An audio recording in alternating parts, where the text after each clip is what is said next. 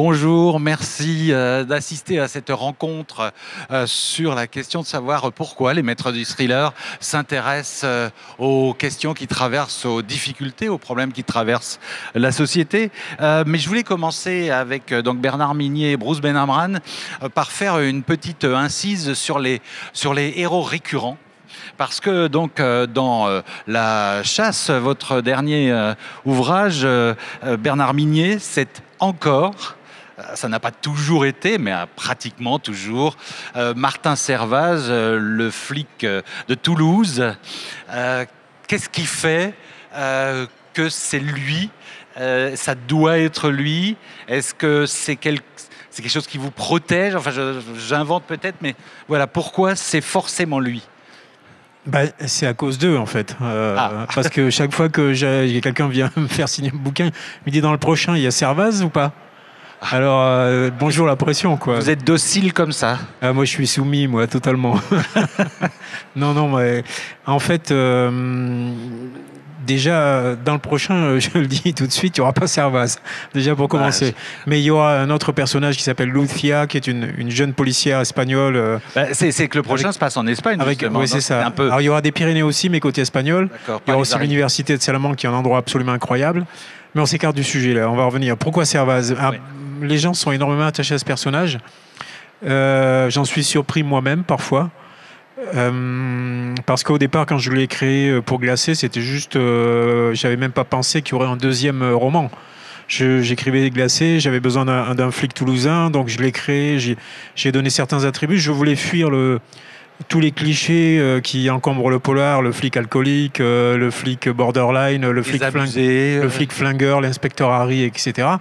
Même s'il y en a qui font ça très bien. Je pense à Harry Hole de John Esbo ou Harry Bosch de Conley, c'est deux personnages magnifiques, mais ils sont quand même dans le flic tel qu'on le connaît, quoi. Même s'ils ont poussé ça très loin. Et moi, je voulais m'écarter de ça. Donc lui, il oublie son arme dans la boîte à gants. Il n'est pas alcoolique du tout, sauf dans la série.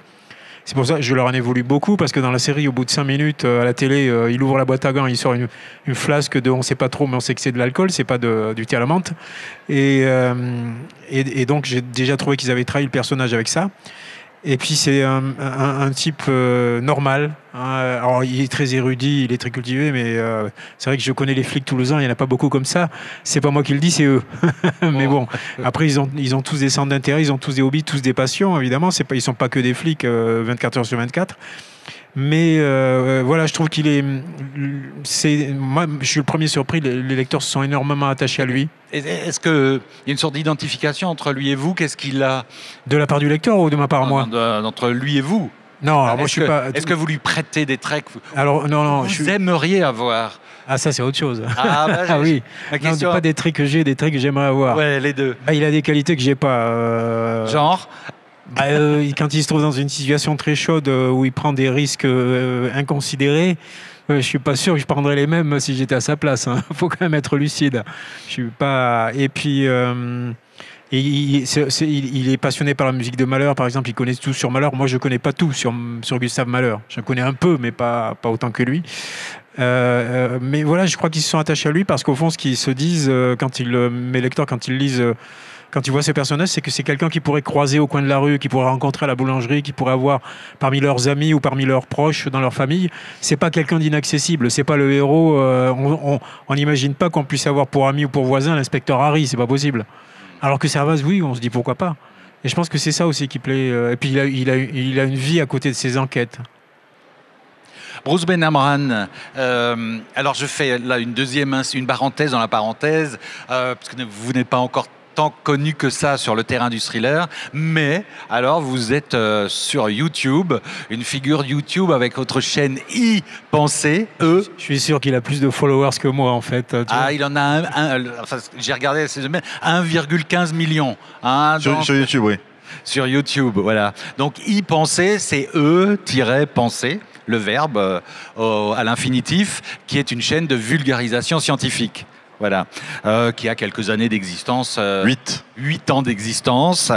Et donc vous êtes venu l'an dernier au Thriller et vous publiez le second, Lola doit mourir, toujours chez Flammarion. Et donc également héroïne, récurrentes. Alors on se disait sur les traits physiques, non du coup.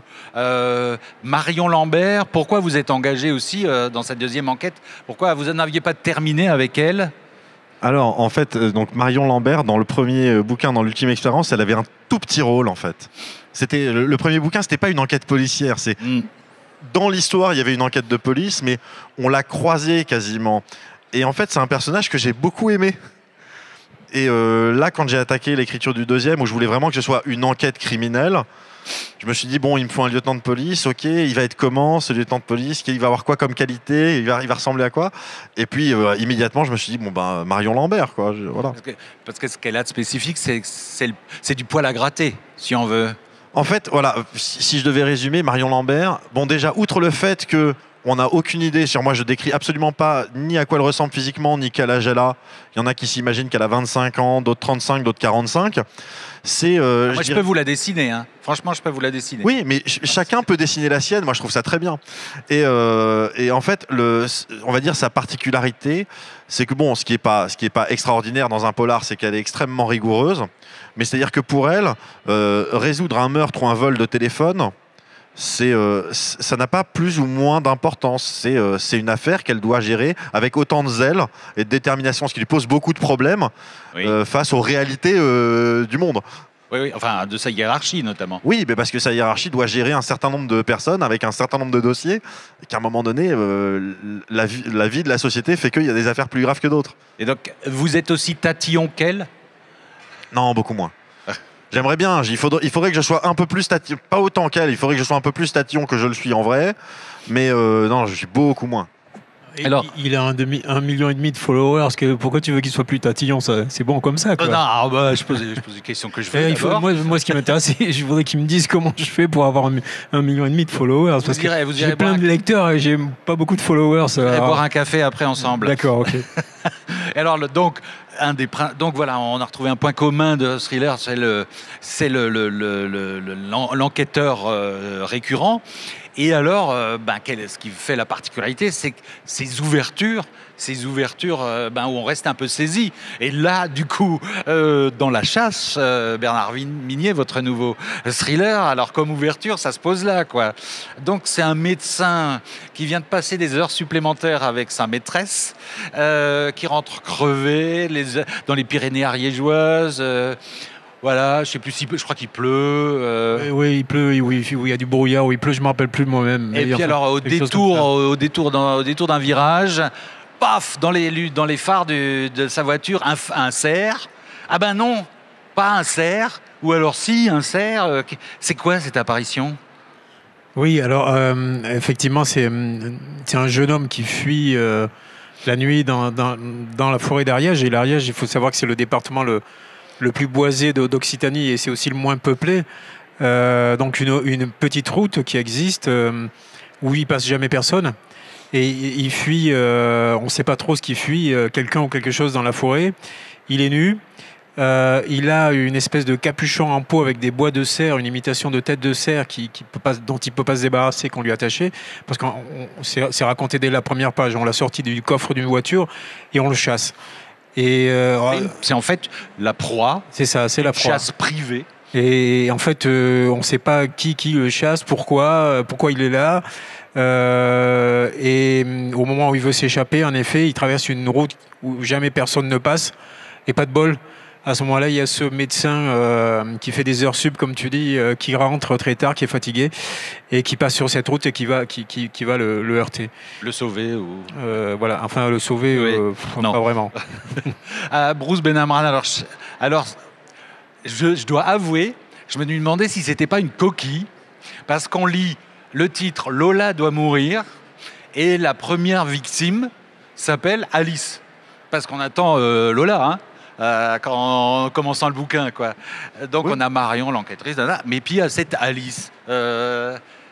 Et oui, parce que Lola, elle va arriver plus tard, en fait. Ouais, en fait, moi, j'avais envie qu'elle arrive bien plus tard. Oh, même à la base, je pensais qu'elle arriverait même bien plus tard que ça. Puis en fait, elle est apparue comme ça, je crois, après une 40aine de pages. Et je me suis dit, bon, très bien. Qu'est-ce qui arrive à Alice ? Alice, en fait, voilà, c'est histoire de mettre les gens dans le bain de ce bouquin plein de drôleries et de légèreté. Voilà. Donc on est sur une adolescente qui est en train de se suicider après avoir été harcelée. On ne sait pas trop pourquoi. On découvrira par la suite pour quelles raisons, dans quelles conditions. Et voilà. Et donc elle est en train de partir. Elle a avalé un peu trop de médicaments. Et puis pendant qu'elle est en train de partir, on réalise qu'en fait elle est en train de discuter en visioconférence avec quelqu'un dont on ne sait rien. Alors, animer une rencontre avec des gars comme vous, c'est toujours compliqué, parce qu'on ne sait jamais ce qu'on a le droit de dire. Hein.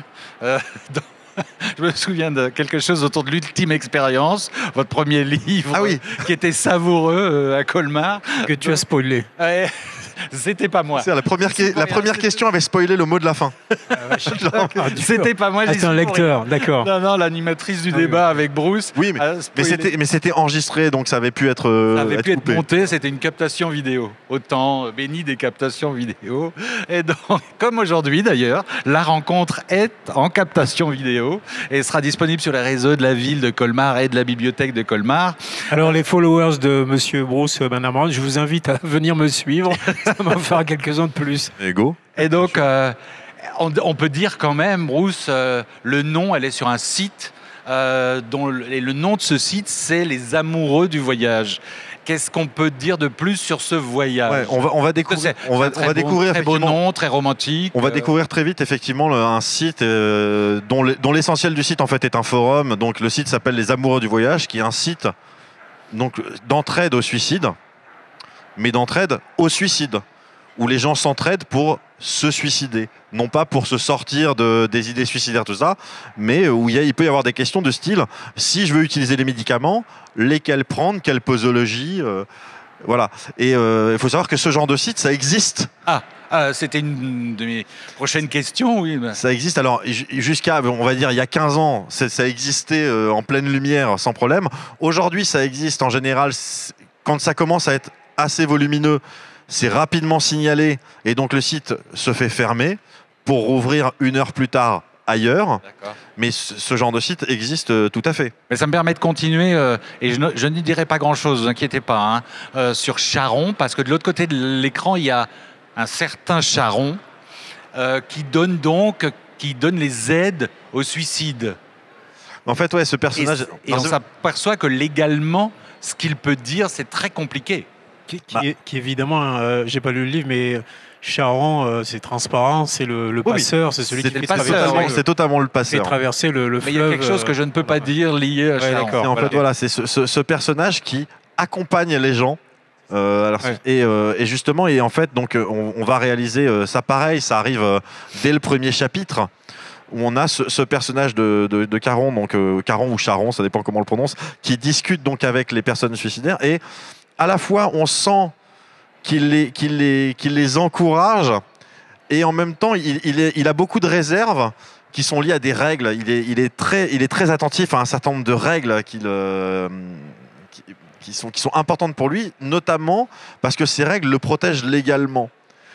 Il sait que s'il en dit trop, il pourrait être un jour condamné pour incitation au suicide, qui est une loi qui existe, mais que tant qu'il ne va pas trop loin, tant qu'il aiguille, en gros, il est pénalement parfaitement dans son droit. Qu'est-ce qu'on peut dire et qu'est-ce qu'on ne peut pas dire? C'est ça. Concrètement, allez-y. Concrètement, ce qui se passe... Alors, concrètement ou dans l'esprit de la loi? Parce que dans l'esprit de la loi, vous n'avez pas le droit d'inciter quelqu'un à se suicider. Concrètement, il y a déjà eu des cas où quelqu'un a dit « je vais me foutre en l'air », l'autre lui a tendu un couteau en disant « vas-y », et ça n'a pas été considéré comme de l'incitation. Par site interposé, qu'est-ce qu'il dit dans le livre qui est admis? Et qu'est-ce qu'on ne peut pas dire? Vas-y, jette-toi de l'œuf par la fenêtre. On ne peut pas dire ça. Il dit voilà, c'est accompagné, aiguillé. Il peut dire tu as beaucoup de courage. Je sais que tu auras le courage de faire ce que tu penses devoir faire. J'aimerais avoir autant de courage que toi. Ce genre de choses. Et il peut pas dire effectivement jette-toi sous un train. Bernard Minier, c'est chasseur. Là aussi, c'est la même question. Jusqu'où je vais, qu'est-ce que je peux dire? Est-ce qu'on dit, tu peux dire, qui sont-ils? Ben non, je peux pas. Ah bah, Sinon, voilà, il n'y a plus de livre. Je suis Non, alors, on peut dire, totalement traumatisé, je pose la question. on peut dire quelques petites choses. Oui, on découvre assez vite quand même que. Enfin, Martin Servaz, mon personnage fétiche et son équipe découvrent assez vite que ce jeune homme qui a été chassé dans la forêt d'Ariège n'était pas le premier. Qu'il y a eu d'autres jeunes gens comme ça qui ont été chassés de la même façon. En tout cas, qui ont disparu à peu près à la même période ou qu'on n'a pas retrouvé, qui ont un peu le même profil. À savoir, c'est un délinquant qui aurait dû être condamné pour des agressions sexuelles avec d'autres et qui a échappé à la justice, au bras de la justice, pour un vice de procédure, parce que, et là je me suis basé sur des faits réels, parce que la présidente de la Chambre d'appel de Toulouse a changé. La nouvelle est arrivée, elle a revu certains dossiers et elle a libéré certaines personnes. Et ça s'est vraiment passé. Et donc il a échappé à la justice et il y a des gens derrière qui estiment que la justice n'est pas passée. Et donc qui décident de faire justice eux-mêmes, qui décident aussi que ce pays est en proie au chaos, est au bord de la guerre civile, ou est en train de devenir un narco-État, et donc qui veulent faire œuvre de justice, une autre forme de justice. Et parmi eux, on peut le dire, il y a entre autres un général à la retraite, Thibaut Donadieu de Ribes, qui a tout un passé qui a de campagnes militaires un peu partout dans le monde, et il y a des flashbacks là-dessus, en Afrique, en Asie. Il a aussi inspiré de théâtres d'opérations réelles.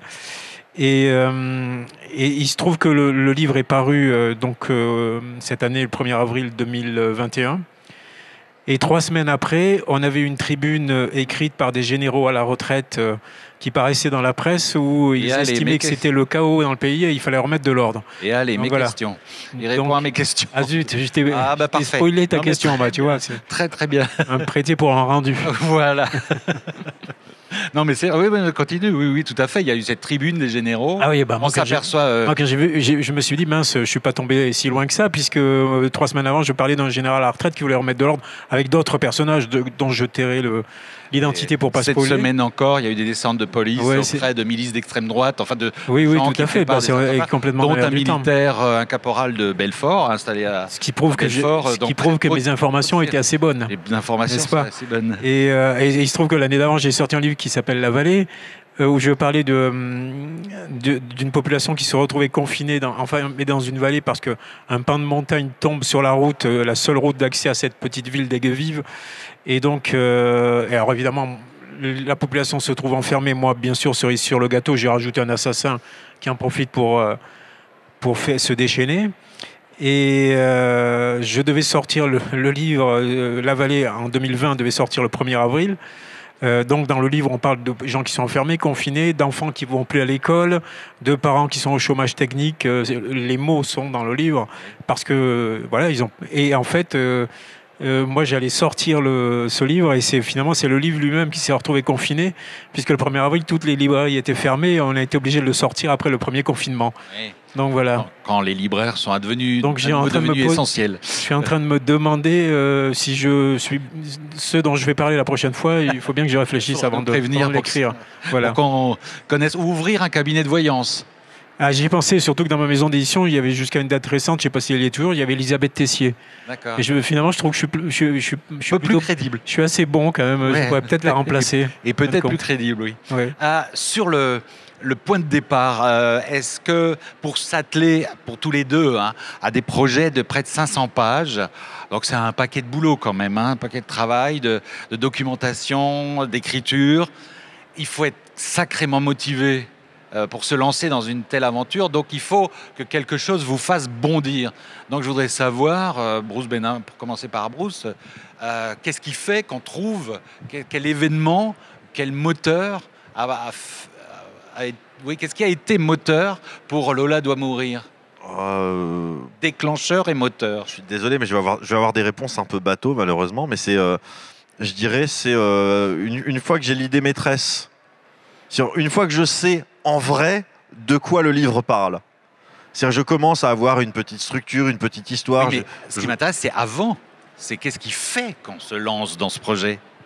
Est-ce que vous êtes scandalisé par quelque chose? Est-ce que vous sentez une âme de lanceur d'alerte?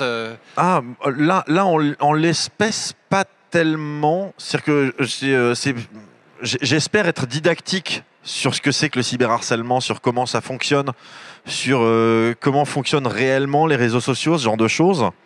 Mais je ne prétends pas changer les mentalités avec ce livre. Voilà, ça c'est... ou alors peut-être intéresser des personnes à ce sujet pour qu'elles-mêmes aillent creuser le sujet. Mais ça n'a pas du tout la vocation d'un essai ou d'un... Mais est-ce que c'est une affaire particulière qui a déclenché le processus? Ce qui se passe, alors il y a eu la conjonction de plusieurs choses. Déjà, moi j'avais envie vraiment d'une enquête criminelle, j'avais envie d'un crime parfait, et assez rapidement j'étais parti sur une idée d'homme invisible. Je me disais, parce que l'homme invisible, c'est la question qui est posée, c'est qu'est-ce que vous feriez si vous étiez sûr de ne pas vous faire gauler? Et je me suis dit, l'homme invisible au XXIe siècle, en fait, c'est Internet. Sur Internet, qu'est-ce qu'on peut se permettre sur les réseaux sociaux en étant anonyme qu'on ne se permettrait pas en vrai? Et à partir de là, je me suis dit, mais est-ce que là, il n'y a pas une idée de crime de quelqu'un qui pourrait pousser ses victimes, ses proies à mourir sans jamais les rencontrer? Et c'est vrai que parallèlement à ça, pendant que cette idée se construisait, moi donc, qui ai eu une chaîne YouTube pendant 8 ans, le harcèlement en ligne, c'est quelque chose que je connais bien. C'est quelque chose que je subis depuis 2014 en continu, en trame de fond, on va dire, avec parfois des accès de violence, parfois moins. Vous, personnellement? Oui, moi, personnellement, bien sûr. Parce que vous faites œuvre juste didactique, donc je vois pas en quoi on peut vous reprocher des choses. C'est triste ce que je vais dire, mais la réalité, c'est quand vous êtes une personnalité publique, je mets des guillemets parce qu'il n'y a pas besoin d'être une star. C'est-à-dire que dès que vous êtes un tout petit peu une personnalité publique sur Internet, tôt ou tard, ça va vous tomber dessus. Et si c'est parce que vous êtes chauve, c'est parce que si vous êtes chauve, c'est parce que vous êtes petit, c'est parce que vous êtes petit, c'est parce que vous êtes grand, c'est parce que vous êtes grand. Il y aura toujours un angle. Et vous êtes quoi? Moi, c'est parce que je suis juif. Ah, d'accord. Voilà. Okay, ouais. Et de la même manière que, par exemple, je vais vous dire, si vous êtes une femme, le harcèlement sera à 99% sexualisé. Moi, par exemple, moi, je faisais donc des vidéos où je vulgarisais de la science. On me reprochait parfois de copier-coller du Wikipédia. Voilà, c'est un reproche qui est récurrent. Je connais des femmes qui font de la vulgarisation. On leur reproche pas de copier-coller du Wikipédia. On leur reproche d'avoir un décolleté, de pas avoir un décolleté. On leur explique ce qu'on ferait si on les croisait dans une ruelle, la nuit, ce genre de choses. Voilà. Et ça, c'est une réalité. Maintenant, moi, quand je dis c'est quelque chose que je connais bien, j'ai déjà porté plainte plusieurs fois, j'ai été swatté, doxé. Moi, une fois, pendant que j'étais en live, il y a la police qui a débarqué chez moi à 10 avec taser au poing, avec les chiens, parce qu'ils avaient reçu un appel anonyme comme quoi il y avait un massacre qui se passait chez moi. Enfin bref, des choses comme ça. Mais il faut être clair d'une chose, c'est que je suis vraiment pas à plaindre. Parce que d'abord, ça a toujours été, entre guillemets, une tâche de fond. Donc c'est comme un bruit un peu agaçant, mais c'est jamais vraiment violent. Par contre, c'est continu. Et surtout, ce qui se passe, c'est que moi, j'ai la chance d'avoir une grande communauté, ce qui fait beaucoup de personnes qui me défendent aussi. C'est-à-dire que même sans que moi, j'ai besoin d'entrer dans la discussion et de me mêler, j'ai déjà beaucoup de personnes qui me défendent. Il y a beaucoup de gens qui sont isolés, Donc on comprend que le sujet de la thématique de Lola doit mourir vous touchait. Ah oui, c'est un sujet. Moi, il y a beaucoup, moi, dans tout ce qui peut se passer comme action de harcèlement, de menaces, tout ça, j'ai mis beaucoup d'histoires vraies, mais du vécu. Bernard Minier, c'est marrant de rebondir là-dessus. Ce qu'il vient de dire, c'est parce qu'en fait, je suis en train de me rendre compte que j'ai écrit un bouquin il y a quelques années qui s'appelle N'éteins pas la lumière et qui parlait aussi de femmes harcelées et poussées au suicide par un type qui était planqué dans l'ombre et qu'on voyait jamais. Et ouais, hein. Oui. Et c'était. Alors non, je dis pas que tu l'as lu. Mon avocat tout de suite. Bon, il va y avoir un procès. Non, je plaisante. Non, ça n'a rien à voir. Mais c'est un sujet déjà que d'autres ont dû aborder avant nous. Rien à voir. Non, je sais bien. Mais je suis en train de me rendre compte qu'en fait, ce dont il parle, et moi, l'idée, c'est pour en venir à l'idée. L'idée m'était venue parce que pour N'éteins pas la lumière, hein, c'était. L'idée m'était venue parce que je partais en Argentine et j'avais hors de l'avion pour un festival. Et donc, j'avais 14 heures d'avion entre Paris et Buenos Aires. Et je me disais, quel est le bouquin qui va pouvoir m'occuper assez l'esprit pour que j'oublie les turbulences, les machins, les trucs pendant. Et en fait, une personne de ma maison d'édition m'avait conseillé, je ne sais pas si tu l'as lu, c'est Femmes sous emprise de Marie-France Érigoyen, qui est un livre où elle décrit, alors là, c'est des témoignages véridiques, le processus étape par étape du harcèlement. Comment ça commence par des petites choses anodines et puis ça grandit jusqu'à devenir des menaces de mort, voire même des passages à l'acte. Et donc c'est en lisant ce livre que j'ai eu l'idée de N'éteins pas la lumière, qui parlait et je me suis dit, en lisant ce truc-là, mais il faut absolument que j'utilise ça dans un roman. C'est tellement terrifiant. Et très souvent, mes lectrices en particulier qui ont lu N'éteins pas la lumière me disent c'est peut-être le plus terrifiant de vos romans. Alors qu'en fait, c'est celui où il y a le moins de violence physique. Et dans La Chasse, alors qu'est-ce qui t'a touché pour t'engager dans un... Comme tout le monde, j'ai vu qu'on était dans une société qui est de plus en plus déchirée, de plus en plus fracturée, de plus en plus violente, où on n'arrive plus à se parler, on n'arrive plus à discuter, où d'un côté on n'est pas un narco-État, mais enfin on a quand même des territoires entiers. Aujourd'hui, ça devient tellement tarte à la crème d'en parler parce que tout le monde en parle, mais il y a quelques temps un peu moins, des territoires entiers qui échappent un peu à la police, à l'action de la police, etc. Et puis il y a la tentation effectivement de dire tiens, on va remettre de la justice. On voit des gens qui ont envie de passages à l'acte plus radicaux, d'actions plus radicales. Et je ne me suis pas trop trompé, puisque justement, il y a ces généraux qui ont sorti cette tribune.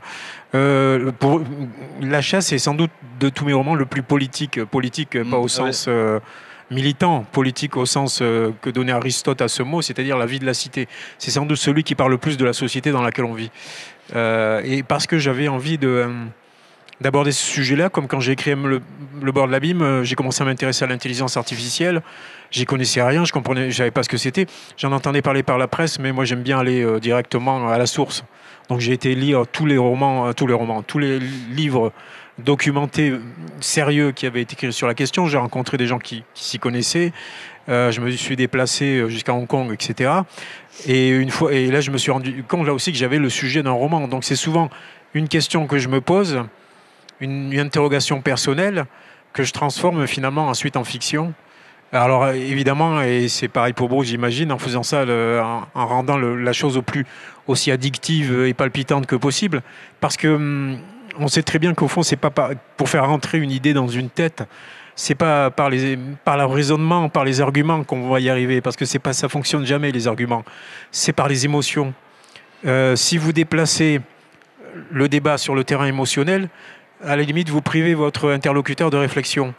L'émotion, c'est la porte ouverte à toutes les manipulations. Et d'une certaine manière, dans un thriller, le thriller, c'est avant tout des émotions.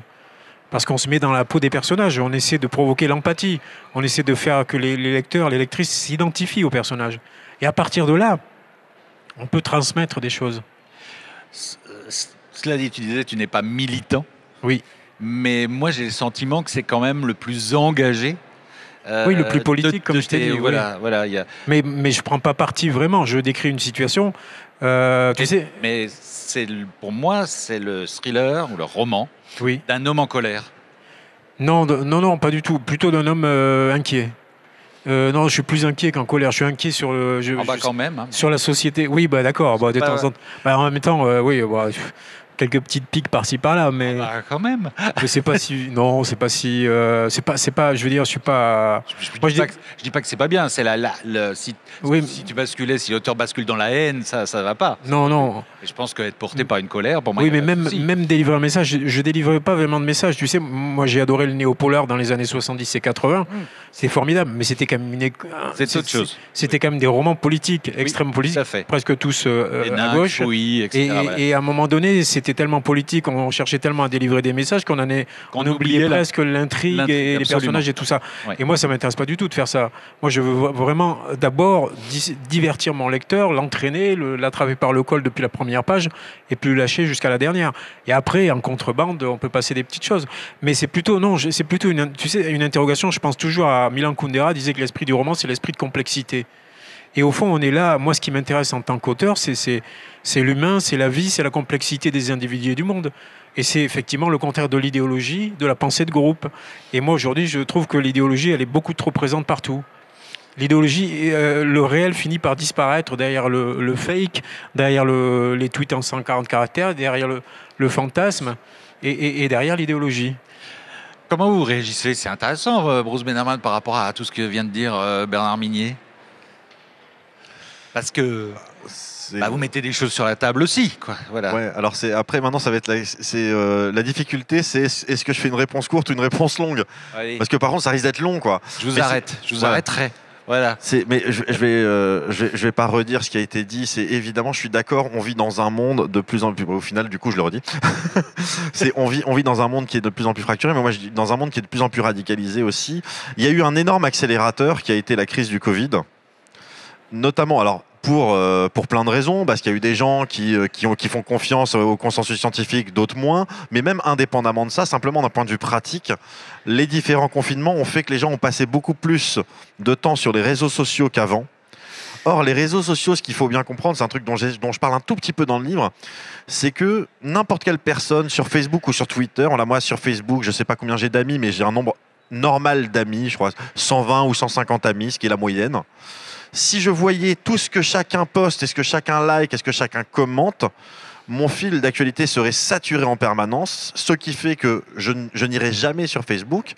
Du coup, la société Facebook a mis en place des algorithmes, et ça, toutes les plateformes le font, des algorithmes pour filtrer, pour que vous ayez suffisamment d'informations pour être content, et pour que vous soyez, pour que vous ayez tout le temps des choses à voir.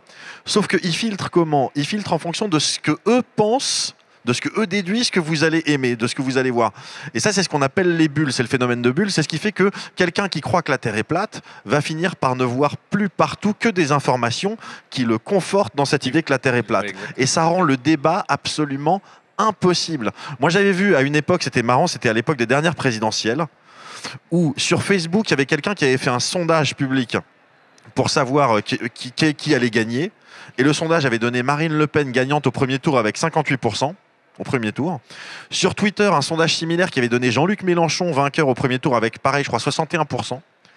Et ce qui est marrant, c'est que dans les deux cas, quand ça ne s'est pas produit, il y a des groupes qui ont dit c'est bien la preuve que les élections sont truquées. Parce qu'on vit sur les réseaux sociaux, on vit en permanence avec des œillères. C'est pas possible de le faire autrement, mais on n'en est pas nécessairement suffisamment conscient. Et Étienne Klein dit d'ailleurs quelque chose d'intéressant là-dessus. Il dit que avec Internet aujourd'hui, on peut se constituer, j'aime beaucoup la formule, on peut se constituer en quelques clics un chez-soi idéologique. Oui. Un chez-soi idéologique, c'est-à-dire qu'on ne rencontre que des gens qui pensent la même chose que nous. Ça s'appelle, tu le sais mieux que moi, un biais de confirmation. Qui ne pensent comme... et effectivement, les algorithmes favorisent ce genre de choses.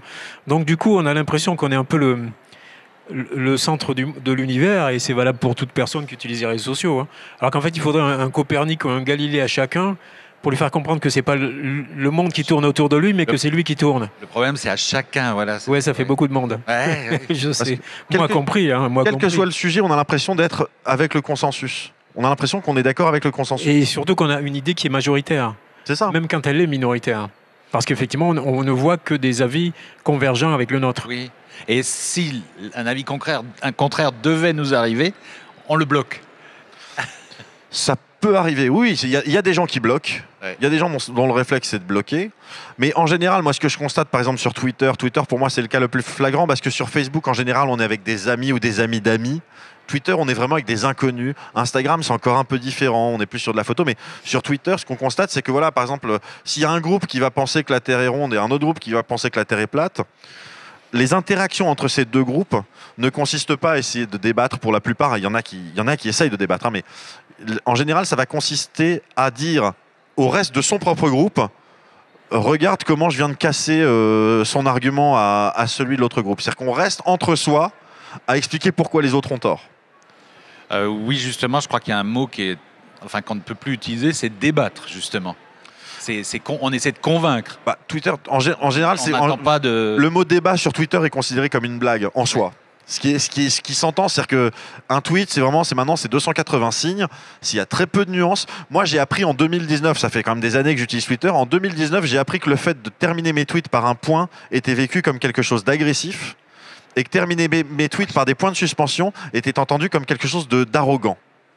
D'accord. C'est-à-dire qu'il y a pas, on n'a pas, mais c'est à ça que servent les emojis aussi. Donc en fait, moi, je suis agressif ou arrogant tout le temps, quoi. Mais moi, c'est pareil. Maintenant, tu le sais, quoi. Bon, alors, pour apparaître sympathique, faut mettre un emoji. Il faut mettre quoi alors ? Un point d'interrogation ? Si on met, alors, par exemple, moi j'ai beaucoup de mal, mais ne pas mettre de ponctuation à la fin, c'est la chose à faire. Mais sinon, mettre un petit smiley, quelqu'un qui rigole pour dire au fait, je suis en train de rigoler. Mais seulement sur Twitter ou sur Instagram et Facebook? Alors, c'est vrai partout. C'est vrai partout. Sur les SMS également. Maintenant, les SMS en général, c'est avec des personnes qu'on connaît, donc elles savent plus ou moins ce qu'on dit. Mais c'est dans le message écrit court. C'est véritablement maintenant considéré comme quelque chose d'agressif. Il ne faut pas ponctuer, d'accord. Ouais. Je voudrais revenir sur la question de la crédibilité ou de la véracité. De la crédibilité plutôt. Comment les deux vous agissez? Je vais commencer par toi, Bernard. Sur bon, il y a les enquêteurs toulousains, les quartiers, le centre-ville, donc la forêt. Est-ce que tu as parlé à ces policiers? Est-ce que tu sais des coupures de presse? Non, est-ce que les paysages, les parcours, enfin voilà. Ouais, non, heureusement que je ne me limite pas aux coupures de presse. Entre l'écriture, donc chez soi seul, et quand même le thriller absorbe l'extérieur. Mais cet extérieur, est-ce que tu y vas ou pas? Comment ça se passe? Ah ben complètement, oui. De toute façon, je me rends déjà sur tous les lieux que je décris. Pour donner un ou deux exemples, au début de nuit, il y a une scène qui dure 5 pages. Ça se passe toujours dans le sud-ouest de la France. Mais tu as une première partie d'à peu près 50-60 pages qui se passe en Norvège. Dont un prologue de 5 pages qui se passe dans un train de nuit entre Oslo et Bergen. Et il me fallait cette scène dans le train de nuit où mon personnage, Kirsten Nygaard, rencontre une autre personne dans ce train de nuit où elle est toute seule. Bon, je suis parti à Oslo, j'ai pris mon train de nuit Oslo-Bergen. Il faut savoir que c'est l'un des trains les plus spectaculaires du monde. Si tu le fais de jour, tu vois des fjords fantastiques, tu traverses des tunnels, des montagnes. Et là, moi, je l'ai fait de nuit, et évidemment, j'ai vu que dalle. Forcément.